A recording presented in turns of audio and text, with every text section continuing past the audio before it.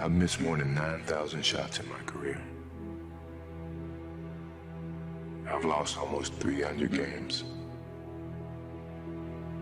26 times I've been trusted to take the game-winning shot and missed. I've failed over and over and over again in my life. And that is why I succeed. Maybe it's my fault. Maybe I led you to believe it was easy when it wasn't. Maybe I made you think my highlights started at the free throw line and not in the gym.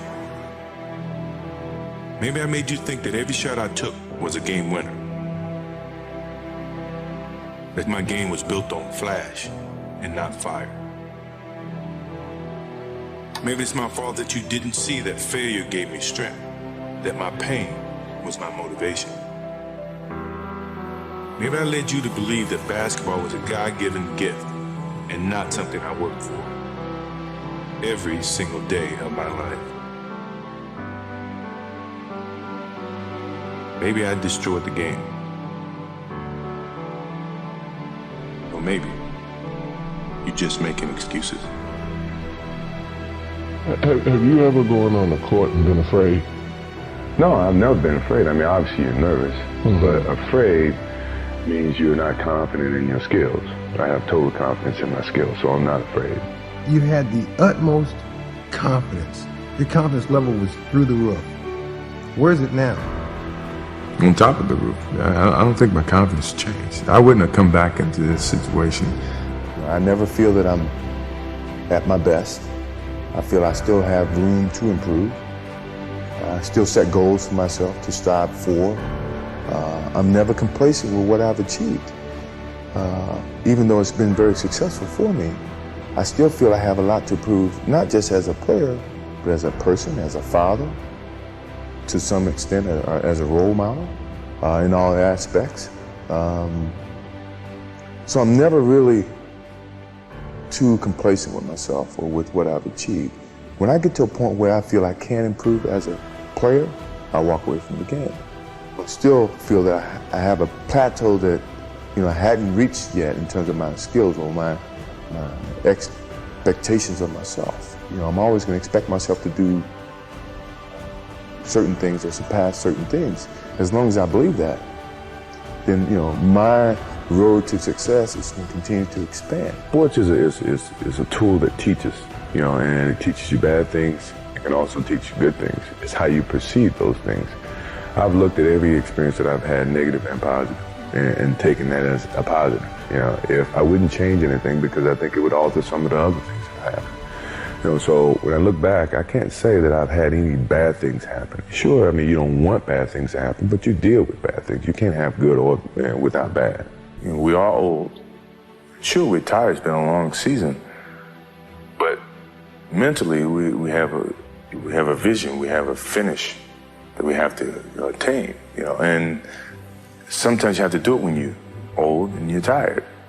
And I think it's the test of your will to succeed when you have to deal with some of these negatives. And I'm pretty sure by the end of this playoffs, you'll see the old and the tired people were very, very young and strong mentally. I feel like I'm the most fierce competitor there is.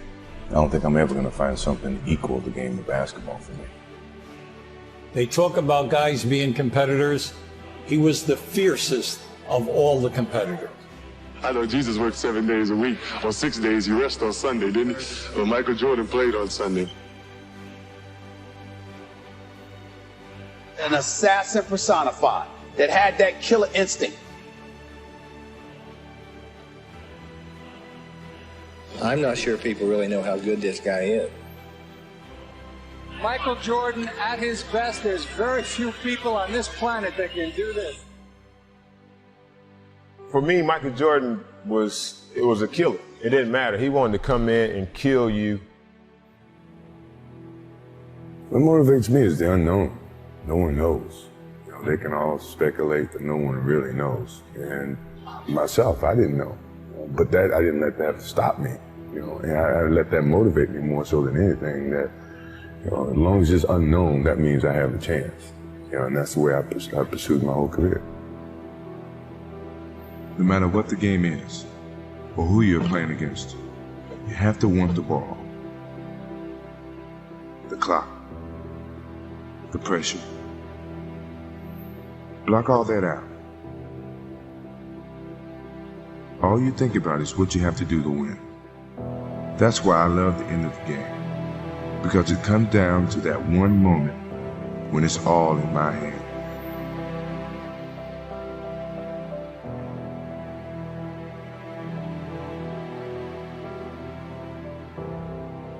I don't always have to hit the last shot, but I do have to walk away knowing I did everything I could to win the game.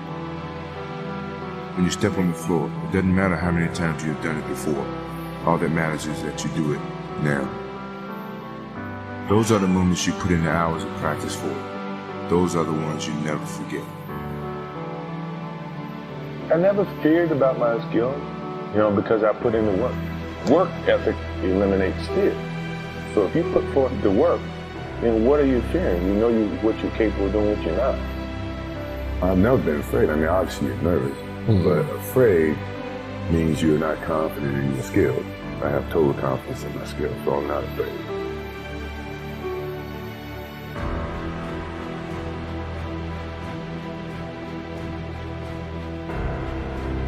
Be true to the game, because the game will be true to you. If you try to shortcut the game, then the game's going to shortcut you.